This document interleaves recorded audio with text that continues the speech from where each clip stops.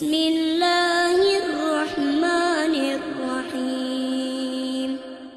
Ada seorang anak Lauda Salam Masjid Al-Hikmah. Ada seorang anak yang membaca Quran. Suaranya subhanallah. Anak usia 6 tahun, hafal 3 juz. Dia baca tilawah. Saya tersentuh hati saya ketika mendengar bacaannya. Indah, merdu. Ada sedikit keliru beberapa huruf. Begitu dia selesai, saya panggil, datang di samping saya, dan saya suruh baca Al-Fatihah. Ketika dia baca, saya perbaiki hurufnya yang belum begitu bagus. Contoh, Bismillahirrahmanirrahim. Banyak di Indonesia, apalagi kalangan anak-anak, bisa Ar-Rahman, tapi tidak bisa Ar-Rahim. Selalu baca Bismillahirrahmanirrahim. Kenapa Rahim? Padahal ha Rahim sama dengan ha Rahman. Cuman karena tidak pernah ditegur dan tidak pernah diajarkan yang benar, akhirnya dia terlanjur baca seperti itu. Bismillahirrahmanirrahim. Ar-Rahim sama Ar-Rahman, Ar-Rahim. Jangan Ar-Rahman, Ar-Rahim, salah. Alhamdulillahi Rabbil Alamin. Al-Ha, bukan Al-Ha. Karena bisa rubah makna gara-gara satu huruf. Alhamdulillahi Rabbil Alamin. Segala puji bagi Allah. Alhamdulillahi Rabbil Alamin. Segala kematian bagi Allah. Astaghfirullahalazim. Gara-gara satu huruf rubah total makna. Hati-hati.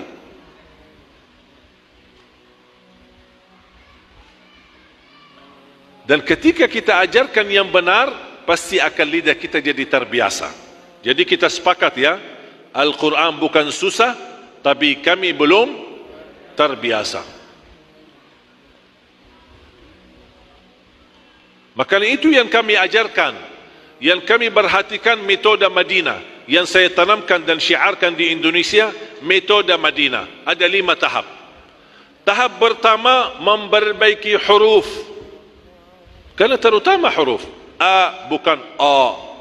A'udhu, salah. A'udhu, ukurannya 2 jari, masukin mulut, jangan gigit. A, coba kalau lebar sedikit. A, beda enggak suara? Berarti ada yang salah. Di situ kita belajar huruf. A'udhu, A'udhu. Dasar memperbaiki bacaan mulai dari huruf. Ka, Iyaka. Saya sering mendengar orang baca Iyaka, padahal Iyaka. Coba senyum. Ka, Ka, Ka, Ka, Ka, Ka. Makanya kalau baca Quran jangan marah. Kalau marah rubah hurufnya. Ka, Ka. Beda enggak? Beda. Berarti ada yang salah. Karena setiap satu huruf memiliki suara, bunyi. Bunyinya yang pas.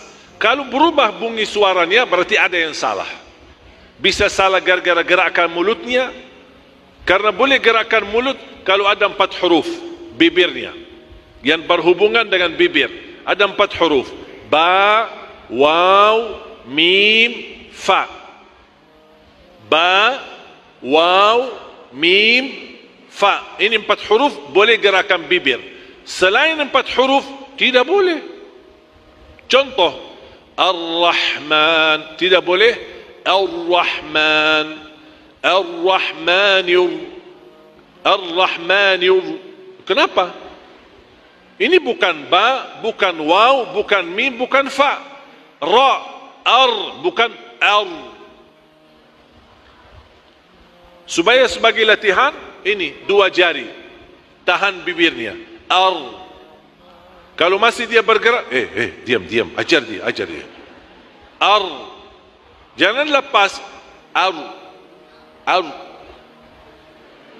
Salah. A'udzu billahi minasy syaitan. Gerak enggak bibir saya? Enggak kan? Syaitan. A'udzu billahi minasy syaitan. Langsung rubah suara hurufnya. Berarti ada yang salah.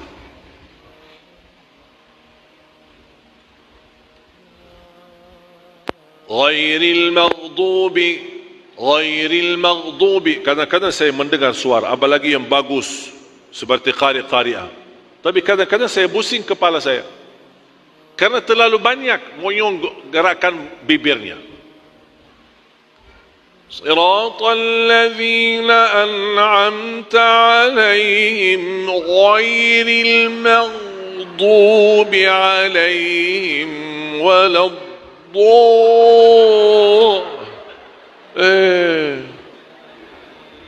bikin pusing kepala saya. Suaranya bagus, tapi saya tidak tertarik dengan suara. Saya lebih fokus telinga mendengar gimana hurufnya. Karena sudah terbiasa sejak kecil belajar begitu, makanya kalau huruf masuk, ada yang salah ini. Pas saya perhatiin,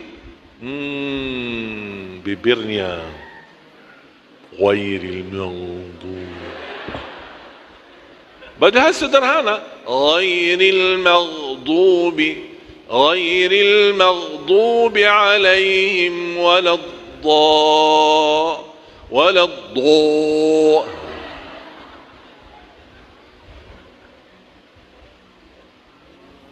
Apalagi bacaan imam, siratal ladzina an'amta 'alaihim ghairil maghdubi 'alaihim waladdallin. Ganti imam, langsung cabut, panggil pak polisi, tolong pak ini cabut imam, ganti imam. Tak begitu bacaan Al-Fatihah, sederhana. Termasuk ketika ajarin anak-anak kita, jangan ajarin dengan cara yang mengaret-ngaret ayatnya atau hurufnya.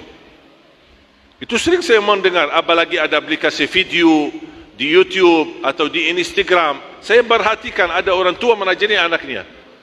Nah, ayo ikuti bapa nak. Bismillahirrahmanirrahim. Alhamdulillahi Rabbil kacau. Tak boleh ajarin seperti itu. Ajarin walaupun dia anak kecil, ajarin begini, Bismillahirrahmanirrahim. Ayo adik, Bismillahirrahmanirrahim. Jangan mengaret-ngaret ayatnya, nanti akan terbawa sampai jadi tua. Makanya kadang-kadang kita dengar suara nenek-nenek kita, Bismillahirrahmanirrahim. Yasin wal Qur'anil Hakim. Betul tak? Salah. Tapi sayang, bukan salahnya mereka, salah karena sejak kecil diajarin seperti itu. Berubah kebiasaan menajarkan anak Bismillahi, jangan Bismillah. Makanya kadang-kadang kalau suruh anak ngaji, terus awal mulai A'udhu, dia sebenarnya dari ucapan Assalamualaikum sudah salah. Assalamualaikum warahmatullahi wabarakatuh. Sudah salah.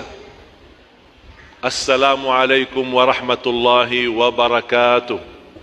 Kenapa ngarit-ngarit hurufnya? Apa lagi pas baca?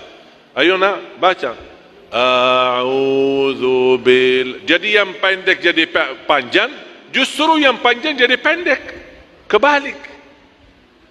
Tapi cuba kalau kita ajarin a'udzu billahi, a'udzu billahi, a'udzu billahi.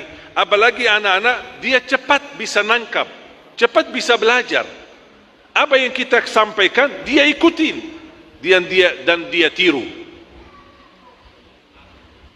Coba kita sama-sama. A'udzu billahi minasy syaithanir rajim.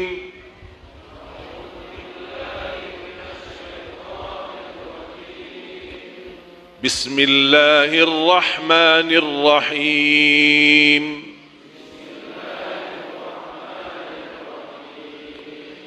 Alhamdulillahi rabbil alamin.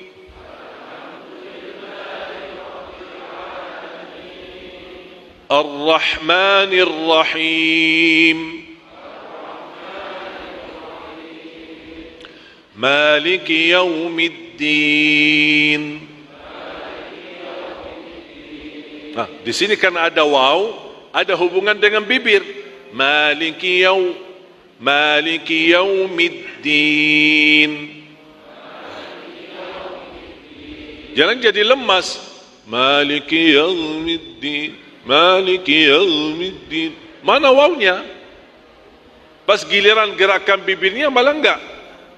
Maliki yaumiddin. Iyyaka na'budu wa iyyaka nasta'in.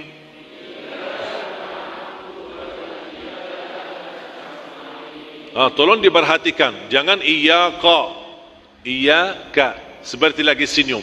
Ka sama nasta'in, nasta'in salah. Nasta'in. Iyyaka na'budu wa iyyaka nasta'in.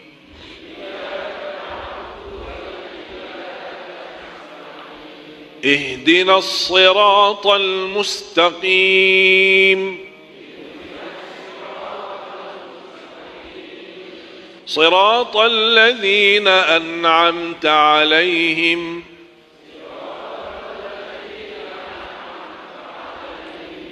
غير المغضوب عليهم ولا الضالين.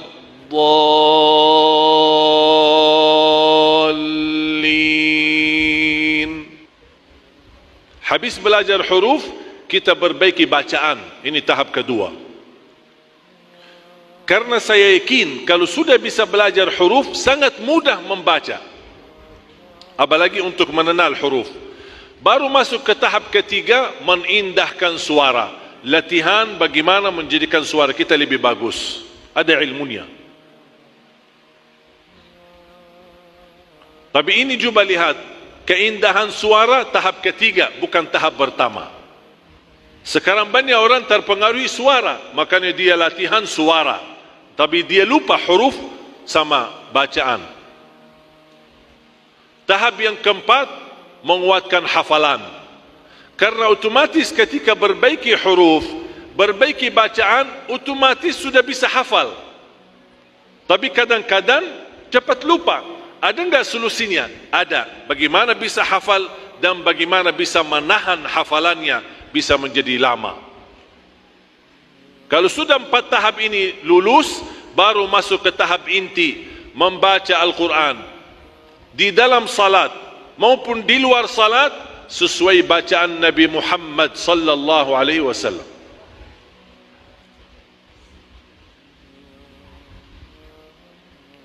Seperti bacaan Nabi Muhammad. Ada orang bertanya, iman kita bisa baca Quran seperti Nabi Muhammad? Sangat bisa. Dan ini kelebihan Islam. Ada sesuatu di dalam Islam tidak dimiliki oleh agama manapun. Tidak ada dimiliki agama manapun. Hanya ada di Islam. Apa itu? Ilmu ijazah. Tidak ada ijazah Taurat. Tidak ada ijazah Injil. Tapi ada ijazah Quran. ada ijazah hadis, ada ijazah tasbih, ada ijazah zikir, ada ijazah ilmu, ada ijazah fikih. Semuanya ada ijazah ni. Bukan hanya ijazah lisan. Kadang-kadang kita bertemu guru, mohon ijazahnya amalan ini, betul kan? Ada ijazah lisan langsung dari guru, ada ijazah tulisan, diberikan tulisan sebagai ijazah, namanya sanad.